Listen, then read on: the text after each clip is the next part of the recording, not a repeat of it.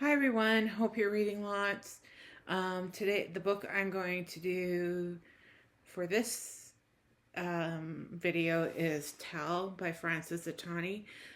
You might remember that a little while ago I did a book called The Company We Keep. It was for a different book club. This is for a book club that reads just Canadian fiction. So I've done Huge. I don't know what the next one will be, but we also did Moon of the Crusted Snow. You might have seen my review of, I don't know. I haven't done that one yet, no. But this one was a Giller Prize finalist. I'm not sure. Probably I'm just checking probably about 10 years ago. It's part of a series called, I can't remember what the series is called, but it starts with Deafening, which is the story of a woman who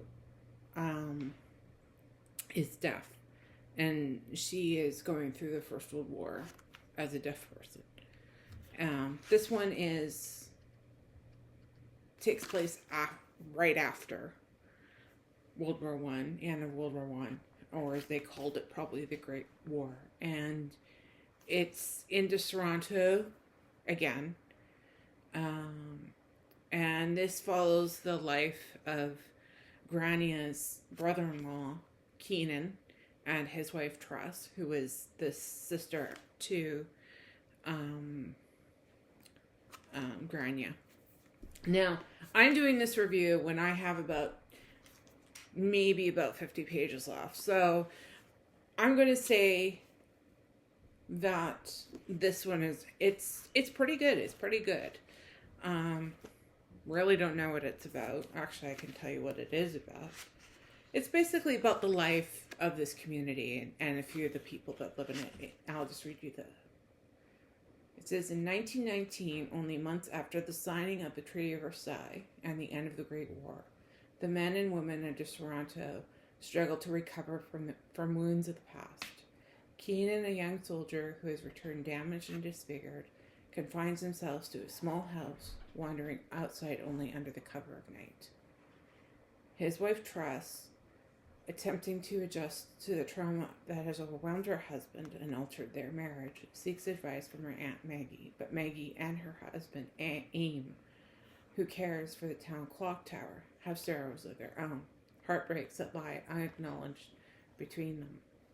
While Aim's unease increases, Maggie finds joy in her friendship with Zell, an eccentric widow who runs the local boarding house, and in the choral society started by a musician who has arrived in a town from an unspoken part of war-torn Europe. Ames seeks out Keenan, and the two offer each other comfort, often sitting together in silence. Meanwhile, Maggie reconnects with the music of her past, rediscovering a part of herself that had long ago been set aside. As the decade draws to a close and the lives of these beautifully drawn characters become more entwined, each must decide to share and what to hide, and how their actions will lead them into the future. I would say this is mostly character driven rather than plot. It's more character than plot, and takes place basically over the course of around the Christmas season of 1919. So end of November till the end of December. So far, I would give it probably at this point, it's kind of meh. It's not really engrossing. I find the story interesting, but largely forgettable. I don't even know what. It seems like they go from one thing to the next and just describes their daily lives. The writing is well done. I will say that. Really absorbs you into the community. which actually does exist. Should note, it's actually closer to Kingston, Ontario than it is to Toronto, even though one of the characters goes to Toronto at one point in the story for something else. But it's a really, I would say it's a very absorbing story. It's very well done. And this photo, I believe, is actually probably from an actual skating party on the river, on the lakefront there.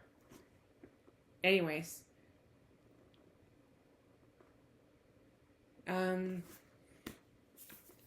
it's a very good book. If you've read Deafening, you probably want to read this. I give this about a 3.75 out of 5. Anyways, hope you all have a good rest of the day.